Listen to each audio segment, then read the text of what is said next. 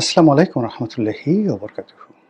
সম্মানিত দর্শক, 2026 সনের মার্চ মাসের 25 তারিখ বিকালবেলা এই ভিডিওটা করছি। প্রতি বছর মার্চ মাস যখন আসে, আমরা তখন 26শে মার্চের যে স্বাধীনতা দিবস, এটি নিয়ে উদ্বেলিত থাকি। এই দিন উদযাপনের জন্য, অর্থাৎ 26শে মার্চ উদযাপনের জন্য আমাদের সেনাবাহিনী তাদের বাৎসরিক মহড়া দেখায়, কুচকাওয়াজ প্রদর্শন করে। স্কুল, কলেজ, বিশ্ববিদ্যালয় অনুষ্ঠানটি যথাযথভাবে পালিত হয় এবং প্রজন্ম থেকে প্রজন্ম আমরা জানি যে 1971 সনের 26শে মার্চ তারিখে বাংলাদেশের স্বাধীনতা ঘোষিত হয়েছিল। এটি আমাদের স্বাধীনতা দিবস। এখন এই স্বাধীনতা দিবসের প্রেক্ষাপট কি,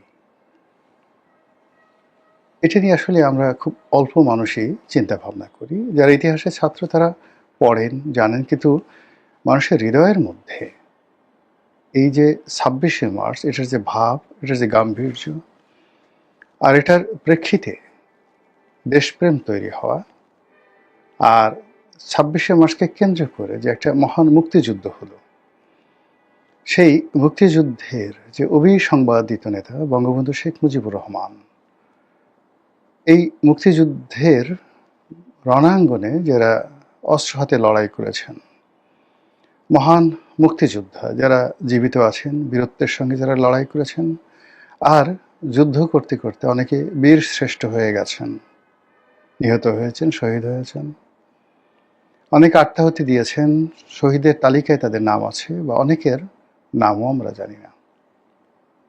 বলা হয়ে থাকে এই যুদ্ধে 30 লাখ লোক শহীদ হয়েছেন, 2 লক্ষ মা বোন ইজ্জত হারিয়েছেন মাত্র 9 মাসের নির্মম হত্যাকাণ্ডের মাধ্যমে। এই হৃদয় বিদারক দৃশ্য এখনো আমাদের চোখে ফুটে ওঠে যখন আমরা পটুয়া কামরুল হাসানের যে চিত্রগুলো আমরা দেখি। 1971 সনে আমরা যখন সাইমন ড্রিংয়ের যে ছবিগুলো, কাহিনীগুলো আমরা আন্তর্জাতিক গণমাধ্যমে দেখি, জহির রায়হানের যে চলচ্চিত্রগুলো, স্টপ জেনোসাইড, এই ডকুমেন্টারিগুলো আমরা যখন দেখি, পরবর্তীতে যখন আবার সেই যে চলচ্চিত্রগুলো নির্মিত হয়েছে, অরুণোদয়ের সূর্য সাক্ষী কিংবা ওরা 11 জন, এই চলচ্চিত্রগুলো যখন আমরা দেখি, হৃদয়ের মধ্যে হু হু করে ওঠে। আপনারা নিঃসন্দেহে জানেন যে এই আজকের এই দিনে যে ভিডিওটি করছি, এই দিনে 1971 সনে এই ঢাকা শহরে মানুষ যখন নিশ্চিন্তে ঘুমিয়েছিল। এখনকার ঢাকা আর 1971-এর ঢাকা এক নয়, ছোট্ট একটা শহর, প্রাদেশিক শহর, অল্প কিছু মানুষ বসবাস করেন। এখন 2.5 কোটি মানুষ, তখন কত মানুষ ছিল? 10 lakh, not more than that, তাও হয়তো ছিল না। তো সেই মানুষগুলো আসলে তখন টেলিভিশন, ঢাকা শহরে 2-3 হাজার টেলিভিশন ছিল কিনা জানা নাই, তাও আবার মানে কয়জন চালাতো? মানুষজন 8টা 8:30টার মধ্যে সব ঘুমিয়ে পড়তো। আমরাই তো এই ঢাকা শহরে যখন আসছি, তখন 10টার পরে আমাদের আসলে কোনো বাড়িতে আগুন জ্বলতো না, বা কোনো বাড়িতে মানে যাকে বলা হয় বৈদ্যুতিক বাতি বা মোমবাতি জ্বলতো না। কিছু ছাত্রছাত্রী ছিলেন যারা হেরিকেন জ্বালিয়ে, তারপরে বা তাদের রুমে যদি ইলেকট্রিসিটির বাল্ব থাকে, সেটা সেই বড় বাল্ব না, ওটাকে আবার ডিম লাইট, মানে যাকে বলা হয় যে রিডিং লাইট, সেই টেবিল লাইট, সেটা জ্বালিয়ে তারা পড়াশোনা করত, যাতে মানে আশেপাশের লোকের কোনো অসুবিধা না হয়। তো সেই 71 সনের মার্চ মাসের যে 25 তারিখ রাত 11:30টার সময়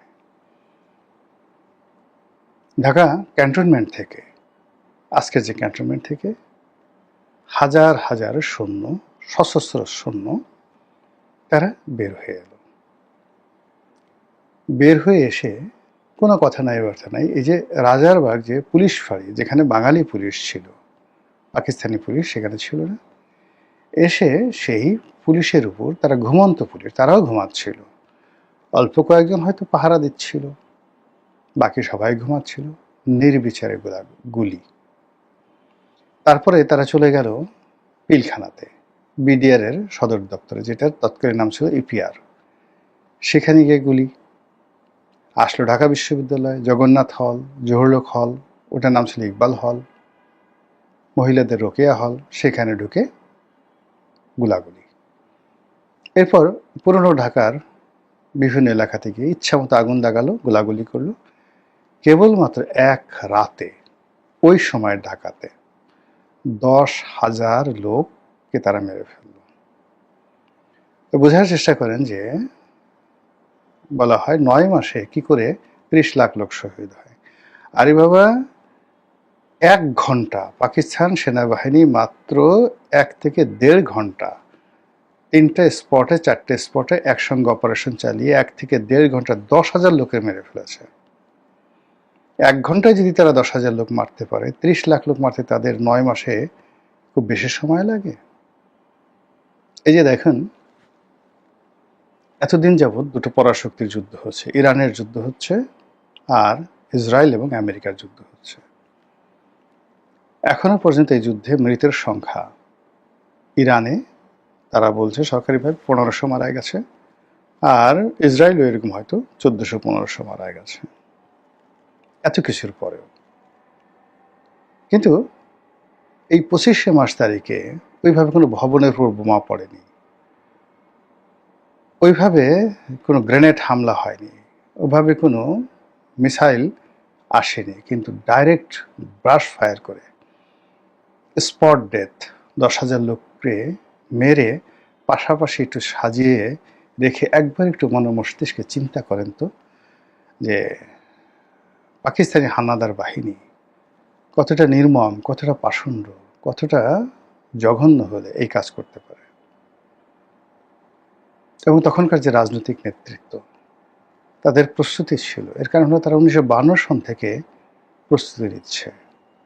বাঙালি জাতির অবিসংবাদিত নেতা বঙ্গবন্ধু শেখ মুজিবুর রহমান, যাকে বলা হয় রাজনীতির মহাকবি, যাকে বলা হয় রাজনীতির হ্যামিলনের বাঁশিওয়ালা, যাকে বলা হয় সেই লড়াই সংগ্রাম আন্দোলনের ধ্রুপদী, ক্লাসিক্যাল মিউজিশিয়ান, সঙ্গীতজ্ঞ, তিনি যখন দাঁড়ান বা মঞ্চে দাঁড়াতেন,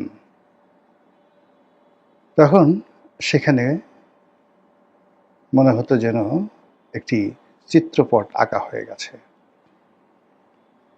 তিনি যখন হাঁটতেন, মনে হতো পৃথিবীর সবচেয়ে আকর্ষণীয় মানুষটি হাঁটছে। তিনি যখন কথা বলতেন, মনে হতো সঙ্গীতের সুর মূর্ছনা, রাজনীতির সঙ্গীতের সুর মূর্ছনার সঙ্গে অগ্নি যুক্ত হয়ে, আগুন যুক্ত হয়ে মানুষের মনে দ্রোহ সৃষ্টি করে দিচ্ছে। তিনি যখন তাকাতেন, তিনি যখন আঙুলের ইশারা করতেন, তিনি যখন দুহাত বাড়িয়ে দিতেন, মানুষের কলিজার মধ্যে উথাল পাতাল ঢেউ শুরু হয়ে যেত এক দৌড়ে গিয়ে বঙ্গবন্ধুকে স্পর্শ করার জন্য। এই মোহময়তা নিয়ে তিনি পুরো জাতিকে স্বাধীনতার মন্ত্রে দীক্ষিত করেছিলেন। তিনি পুরো দেশ এবং জাতিকে স্বাধীনতার স্বপ্নে বিভোর করেছিলেন। তিনি আবাল বৃদ্ধ বনিতা থেকে শুরু করে বাঙালির যা কিছু রয়েছে সব কিছুর মধ্যে স্বাধীনতা, মুক্তিযুদ্ধ, এর যে আকাঙ্ক্ষা, সেই আকাঙ্ক্ষাকে এতটা প্রবল করে তুলেছিলেন যে মানুষ যার যা কিছু রয়েছে সেগুলো নিয়ে মুক্তিযুদ্ধে ঝাঁপিয়ে পড়ার জন্য পাগল হয়ে গিয়েছিল। যেভাবে মানে আপনাকে যদি মানে এরকম একটা ইনজেকশন দেওয়া হয়, যে ইনজেকশন দিলে আপনি আত্মহত্যার জন্য পাগলামি করবেন, যে ইনজেকশন দেওয়ার জন্য আপনি নদীতে ঝাঁপ দেওয়ার জন্য পাগলামি করবেন, যে ইনজেকশন দেওয়া হলে আপনি মরে যাওয়ার জন্য পাগলামি করবেন, ঠিক তদ্রূপ বঙ্গবন্ধু পুরো জাতিকে এইরকম ইনজেকশন দিয়েছিলেন যে মানুষ স্বাধীনতা লাভের জন্য, মুক্তিযুদ্ধে অংশগ্রহণ করার জন্য, রাজাকার আলবদর আর শামসদের ঘৃণা করার জন্য রীতিমতো পাগলামি শুরু করেছিল। এবং সেই পাগলামি শুরু হয়েছিল সেই ৭০ সনের নির্বাচন থেকে। ৬৯-এর গণ অভ্যুত্থানের যে স্পিরিট, এই স্পিরিটে যে ৭০-এর সাধারণ নির্বাচন, সেই নির্বাচনে সংখ্যাগরিষ্ঠতা পেলেন, বিপুল সংখ্যাগরিষ্ঠতা, পাকিস্তানের প্রধানমন্ত্রী হয়ে যাবেন তিনি। যখন তার সঙ্গে মুনাফিকি করা হলো, বেইমানি করা হলো, আওয়ামী লীগের হাতে ক্ষমতা হস্তান্তরে গড়িমসি করা হলো, মানুষ গর্জে উঠল। এবং সেই গর্জন এমন গর্জন হয়ে গেল যে পাকিস্তানের সামরিক জান্তা ইয়াহিয়ার পক্ষে সেটা নিয়ন্ত্রণ করা সম্ভব ছিল না। তারা বুঝলো এ জাতির যে দিকপাল বঙ্গবন্ধু, একে যদি দুনিয়া থেকে সরানো যায় তাহলে হয়তো তারা বাঁচতে পারবে। আর এই বুদ্ধিটা, দুষ্টু বুদ্ধিটা আসছিল আইয়ুব খানের মাথায়। তিনি আগরতলা ষড়যন্ত্র মামলা রুজু করলেন, অ্যারেস্ট করলেন, ঢাকা ক্যান্টনমেন্টে তাকে বন্দী করলেন, বিচার চলছিল।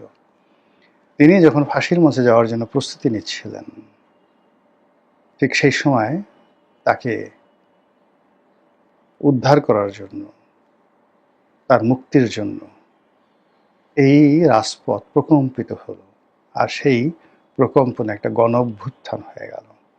এবং সেই গণ অভ্যুত্থানে ১০ বছরের স্বৈরশাসন এবং স্বৈরশাসক উভয়ের পতন হলো।